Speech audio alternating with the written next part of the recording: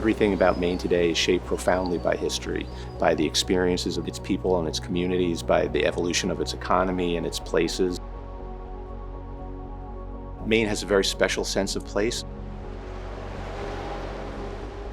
I think so much of that is about authenticity, common sense, down to earth. Commitment to community is really important. Humility is really important. And I think people have really rediscovered Portland. If you look at Portland, you look at the architecture and the landscape, you see layers and layers of history. And you see different moments in time reflected, different ways to think about what a building means in the life of the community. Many of the old brick buildings bear family names or were created by a business, and you could see that when they invested and they built that building, they had a sense of the longevity of the community and the importance of their family or their business or their role here. The old port was very important to the maritime life of the city, but then it was really deteriorated and was kind of abandoned for many decades through urban renewal and just because we hadn't developed a consciousness around there. It was really in the 1970s where committed community members, developers saw opportunities in these beautiful old warehouse buildings, and people started restaurants and movie theaters and small businesses. And so much of that became, I think, the catalyst for the energy we see in Portland today. I think now there's a real appreciation for how much back to Portland in sense of place, its historic architectures contribute to that. But I think these new landmarks are so important because they reflect a sense of hope and aspiration for the future. So to me, getting that alchemy right between the best of the old and how you evolve that going forward is a really special and important thing.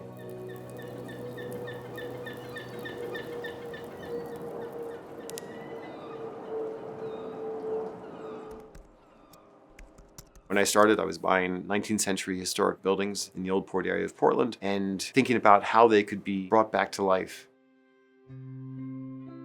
That building I purchased with Street & Company in December of 1990, so over 34 years ago. Dana Street, who is the owner of Street & Company restaurant and others, pouring his passion into the way the food was prepared and made for me an experience not just about, investing in real estate, but also understanding the life and the humanity in the real estate, what that does and why that connects and what it does to the imagination of others who come to a place and why people come to Portland, Maine now. It's delicious.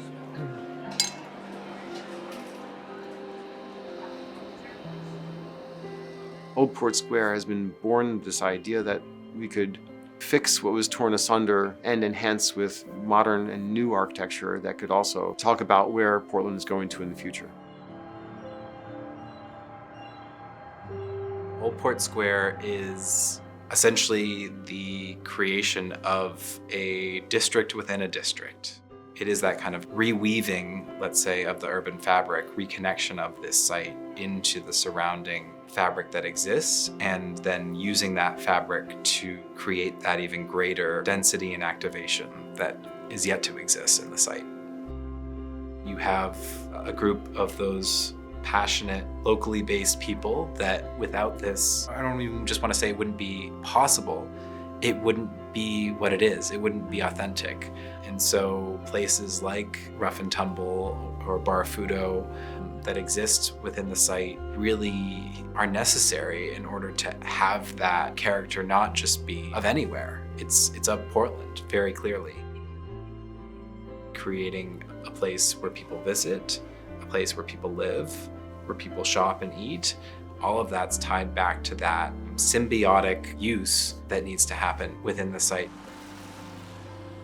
The physical space where this new tower designed by Moshe Safdie will be built is an interior to a block. And I think it needs to be a building that has an experience that people have when they see it, but also building a new building in the 21st century that can be sympathetic to the 19th century buildings that are adjacent. And that process yielded a 15-year journey, which Moshe Safdie and his team joined us in.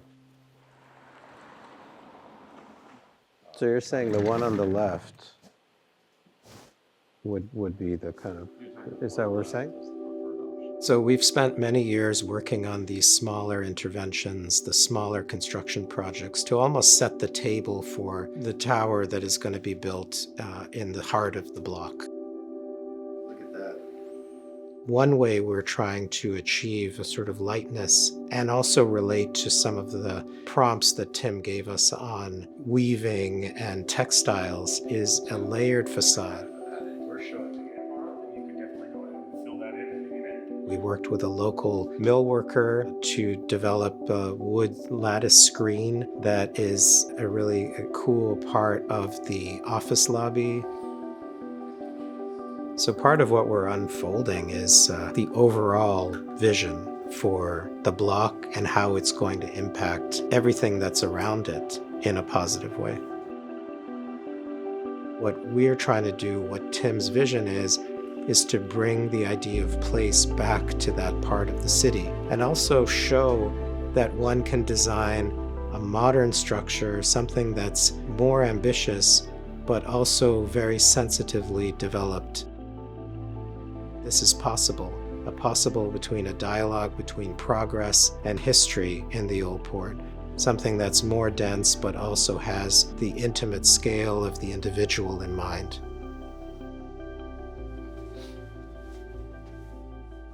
In a textile like this, you have the white ground, and the objects here, they float in space, right? This whole piece here feels like a portal, right? There's this idea that one can enter through this. It's beautiful. Something that, that takes one beyond the current moment into a space that's not just, I go to a building because it has a square foot of space. What is it that actually makes someone, whether it belong or connect to? These have the sense of pride and prosperity. One of the central themes and principles in my architecture has been to create an architecture which really belongs. And I felt that architecture has to give in order to belong. And what are the elements that are going to make this really belong to Portland? I realized that this was a city in transition, but with a powerful history and heritage.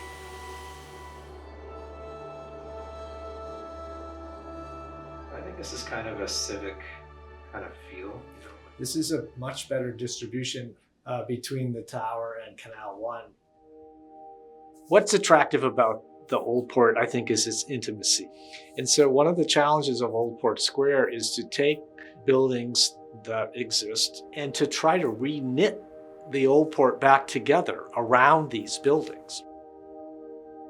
The materials for Old Port Square, the primary one really is the brick sidewalks of the Old Port.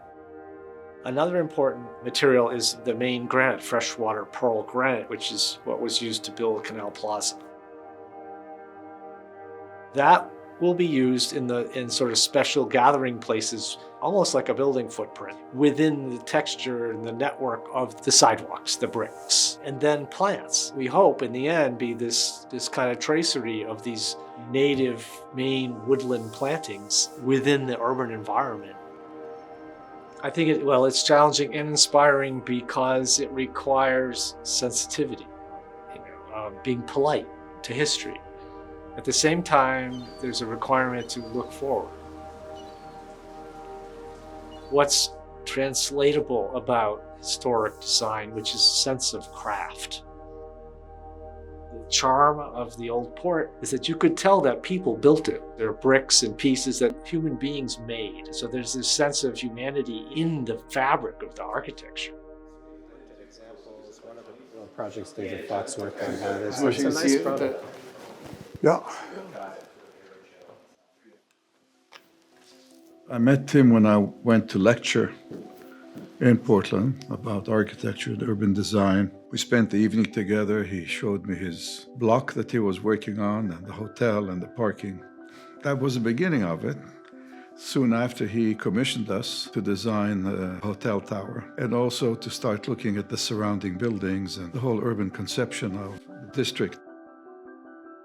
Tim is a unique character. I found it fascinating, but partially because of his personality and his ambitions and his sensitivity, the combination of a businessman who really cares and wants to do something good for the community, and steps cautiously because he knows that he needs some community consensuality. I think of Portland as a gentle city, a brick city, and all the more reason why in approaching the tower I had a sense of almost intimidation. How do you put a tower in this town? And for me, it was about finding a way to make it not a big, heavy event, but a very tall, slender tower, which for me got a symbolic meaning when we called it the lighthouse, because it's like a beacon of light. We put the lobby and the restaurant on top in a very rich, transparent wood structure stemming off a tower that's very slender and floating over the ground so that it doesn't overcrowd the space. All these traditional buildings around it, they almost seem like a base for it.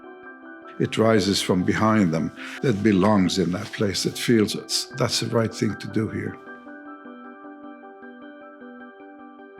In terms of joy, walking into one of those rooms and seeing the harbor, and that's the kind of joy that we will create through the experience of who stays there.